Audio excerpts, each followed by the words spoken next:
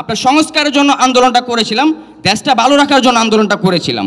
কিন্তু সংস্কার আসার আগেই কিছু রাজনৈতিক দল মানে আপনার দেখা যাচ্ছে সংস্কার আসার আগে তারা ক্ষমতা কিভাবে পাবে সেটা নিয়ে ব্যস্ত হয়ে গেছে। আর ফ্যাসিস্ট সরকার শেখ হাসিনা ও তার দোসর আওয়ামী লীগদের কীভাবে দেশে ফিরিয়ে আনা যায়, কিভাবে তাদের সাথে মোকাবেলা করে রাজনীতিতে ঢুকানো যায় সেটা নিয়ে তারা ব্যস্ত হয়ে গেছে। তো আমি এখানে বলি, দেখেন, যারা আমাদের 1700+ ভাইদের শহীদ করে দিয়েছে, যারা আমাদের 22,000+ ভাইদেরকে আহত করে দিয়েছে, পঙ্গুত্ববরণ করে দিয়েছে, যারা আমাদের আমার হাত পর্যন্ত নিয়ে নিয়েছে, যদি এইখানে তাদেরকে কেউ সঙ্গ দিয়ে এই দেশে ফিরিয়ে আনতে চায় তাহলে আমি মনে করব তারা আমাদেরও শত্রু। এই দেশ সংস্কার আসার আগ পর্যন্ত যতদিন আমার জীবন আছে ততদিন আমি লড়াই করেই যাব। প্রয়োজনে তাদের বিরুদ্ধে লড়াই করব যারা ফ্যাসিস্ট সরকার শেখ হাসিনা ও তার দোসর আওয়ামী লীগকে দেশে এনে তাদের বিপক্ষে আপনার হচ্ছে নির্বাচন করার কথা বলে। আমার জীবন থাকা অবধি আমি তাদেরকে এই সুযোগ কখনো দিতে দিব না বা করতে দিব না। আমি তাদের বিরুদ্ধেও লড়াই করে যাব।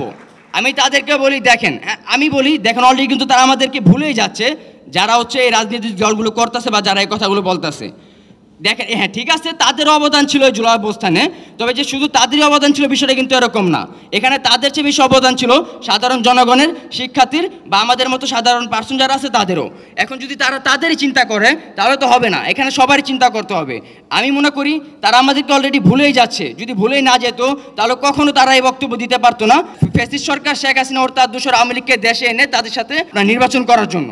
যারা দেখেন আমাদের রক্তের বিনিময়ে চেয়ারে বসেছে, আমাদের অন্তর্বর্তীকালীন সরকার প্রধান উপদেষ্টা ডাক্তার ইউনূস স্যার প্লাস হচ্ছে আমাদের উপদেষ্টা মণ্ডলী যারা আছে, যারা আমাদের এই রক্তের বিনিময়ে চেয়ারে বসেছে, তারা আমাদেরকে দেখতেই খুবই স্লো।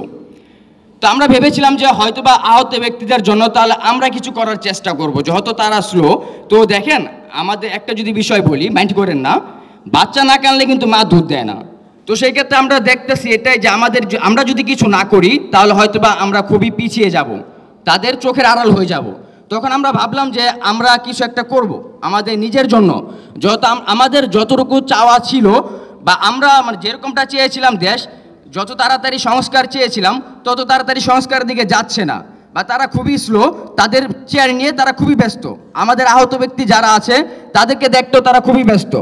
অলরেডি 3 মাস চলে গেছে, যারা আহত ভাই আছে তাদের পরবর্তী জীবন নিয়ে কি হবে সেটা নিয়ে তারা দুশ্চিন্তা ভুগছে। তো এই বিষয় নিয়ে আমরা কয়েকটা মেডিকেল যাই, যে তাদের সাথে বৈঠক করি, তাদের সাথে কথা বলি। তারা আমাদেরকে এটা বলতেছে, যদিও আমরা চিকিৎসার দিক দিয়ে মোটামুটি ভালো চিকিৎসা পাচ্ছি, কিন্তু পরবর্তী লাইফ নিয়ে খুবই আশঙ্কায় আছি। পরবর্তী লাইফ আমাদের কি হবে সেই নিয়ে কোনো নিশ্চয়তা দিচ্ছে না আমাদেরকে সরকার।